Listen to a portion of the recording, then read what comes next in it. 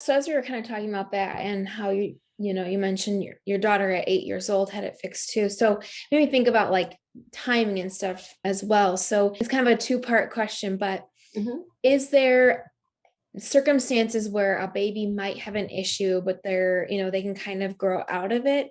And the other question would be, if they do need the surgery or do need the treatment, is there a best age or time, or is it ever too late to kind of get it done as well? I have colleagues that just had it done in their 30s and 40s, believe it or not. So it was something that they never really knew that they had. And then they kind of got into the field and, oh, well, I constantly have backache. I constantly have migraines. I have like TMJ, and here it's all correlated to just having a tongue tie. So it's amazing research how I could go on gamuts of different things of research that once a release was done, different things that went away with people. And just it's kind of interesting how just something as simple as that could make so many other things so much better. So if I knew of a baby, going from my personal experience and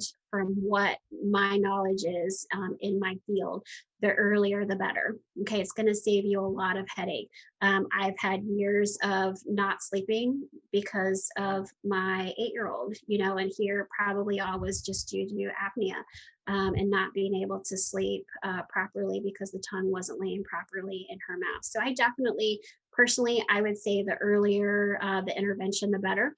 It's going to save you a lot of headache and long-term issues, medical interventions that you would have to do. Is it something that just resolves itself? No. Okay, if they have it, they have it.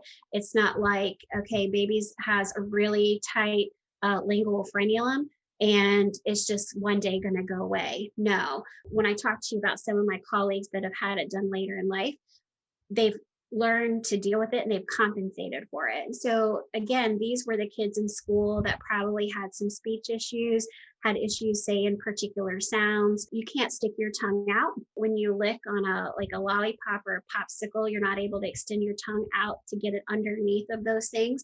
Those would be those of you guys who are older, possibly, would be something that you would want to have look at. As adults, one of the things that people always say, well, when they French kiss, can you move your tongue around? That's usually one of the big ones. No, my tongue doesn't move. And I always have a hard time with that. Well, you probably have one. And like I said, it's usually hereditary one way or another that, if mom or dad have it, usually one of the children, if not all the children, would have it. So definitely, if you are an adult and you've had issues sleeping for years, you had issues growing up with speech therapy, feeding, you have issues with texture and swallowing and different things like that. You're a mouth breather. And like I said, it's funny how we're all connected from our head to our toe. As an adult, if you have a lingual frenulum, again, sometimes it can be correlated to headaches, neck ache, backache, some, GI stuff, because if there's tension and tightness up in here, it does affect a lot of different other organs throughout the body. Remember, the tongue plays a huge part, not only in just feeding, but swallowing and sleeping. And if we're not sleeping, then our body's not healing and kind of going through some of that healing process. Will it naturally fix itself? No. Could the body naturally people learn to compensate with it? Yes, but you probably would find that as time goes on, you'll have other issues. These children usually are, like I said, poor eaters, difficulty taking a sippy cup, maybe on bottles for longer periods of time because won't take a sippy cup, or it takes them a long time. Speaking of my 8-year-old, she didn't take solids until she was a year old. And I constantly was, concerned and reaching out to the pediatrician.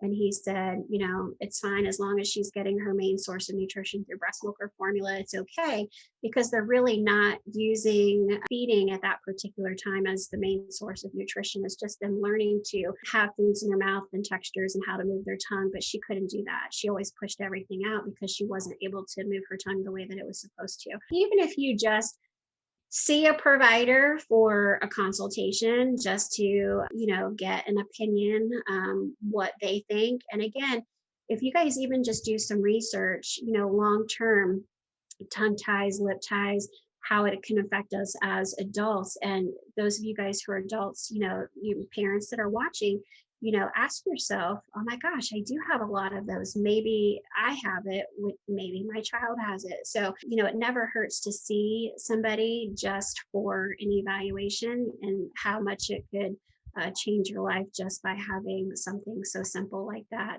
taken care of. I find that I have a better response. My baby's seeing dentists that use lasers. There are some ENTs that will cut it. A long time ago, they used to surgically cut it and then suture it.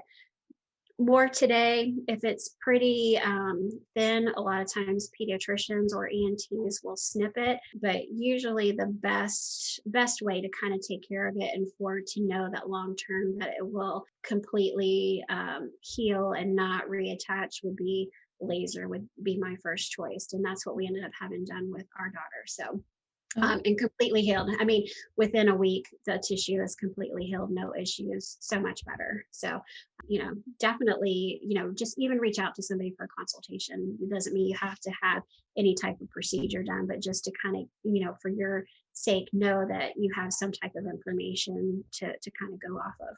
who knew a tongue or lip tie could be tied to so many other things? You mentioned migraines and TMJ, backaches. So that's super, super interesting. And I mean, I think, we're always learning more, especially, in the medical field. So Mhm. it's cool to see that, the different changes in, research that they're finding out about it.